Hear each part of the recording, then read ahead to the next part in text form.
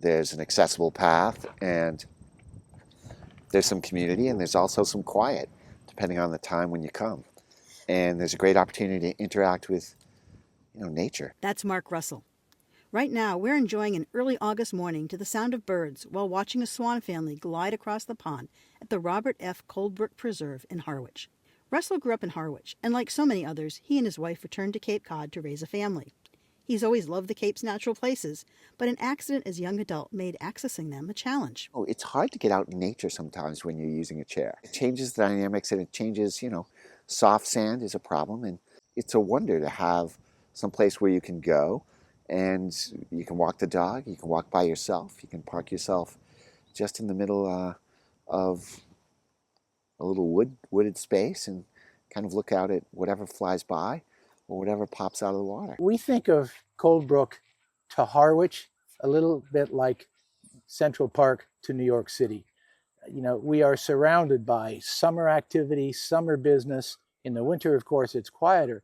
But here is this oasis parked right in the middle of summer mayhem in the middle of Harwich and Harwich Port, and you'd hardly know it walking around. But it wasn't always a given, said Tom Evans, president of the Harwich Conservation Trust Board of Trustees. The preservation effort and the all-persons accessible trail at Coldbrook took planning. The trail itself is part of a restoration of 66 acres of unused cranberry bogs off Bank Street, connecting wetlands through to Nantucket Sound. The project restored the wetlands ecosystem, added critical natural nitrogen filtering, and offered a literal path into that ongoing rebirth cycle to people. All people, regardless of mobility. Given on Cape Cod that we have the luxury of having nature all around us, but that doesn't necessarily mean that it's accessible to everybody. So, it's a joy to be able to participate in this space. There's a little bit of history around the accessible trail for HCT and our conviction about ADA trails and accessible trails. Bob Smith, who's the founding president of the Board of Trustees back in 1988, was suffering with muscular dystrophy, actually for most of his adult life. He'd been diagnosed, I think, when he was in college. But the disease was a progressive one, and for Bob's last 15 or 20 years, he was confined to an electric wheelchair. So here's this guy who is working tirelessly on behalf of the trust and the town, trying to preserve these wonderful benefits and assets for the town that he himself would not be able to enjoy. And so it's sort of, in memory of Bob, that we try to be sure that our trails are as accessible as reasonably possible. So, what does it take to make a trail accessible? Evans and Russell say it starts with awareness and moves into planning, technology, and of course, funding.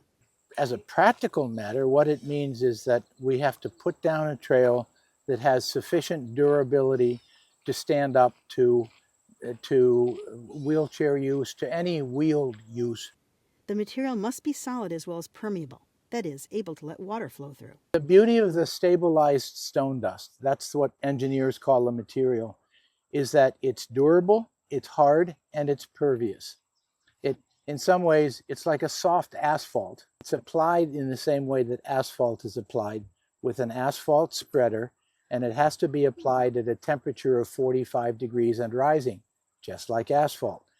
That temperature is what stabilizes. There's a polymer of some kind. Again, I'm not an engineer or scientist, but there's a polymer of some kind that binds the stone dust together, makes it solid, but maintains the porosity.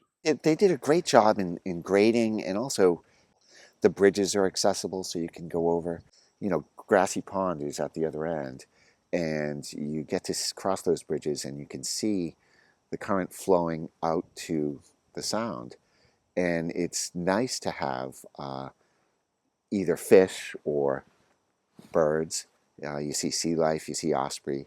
We did our homework, and Mass Audubon has used stabilized stone dust in some of their preserves, and so we went and checked those out. We were confident that this was going to work, and it has worked. The biggest drawback? Cost.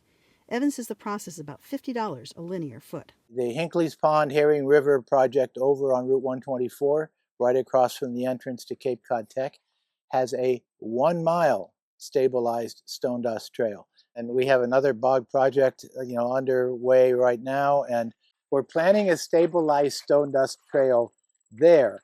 The good news is engineering marvels are bringing us a new material that we believe meets the standard at half the cost. Anytime there's some place to interact with the outside and it's accessible, it's really valuable. For a long time, it was a beautiful open space for cranberry bogs that kind of overgrew. And I did not value it as much as I should have, because once this project became a reality, we use it far more than I anticipated we would. We want to make them accessible so that people like Bob can enjoy them when he didn't. For me, it's a gift. So it really is.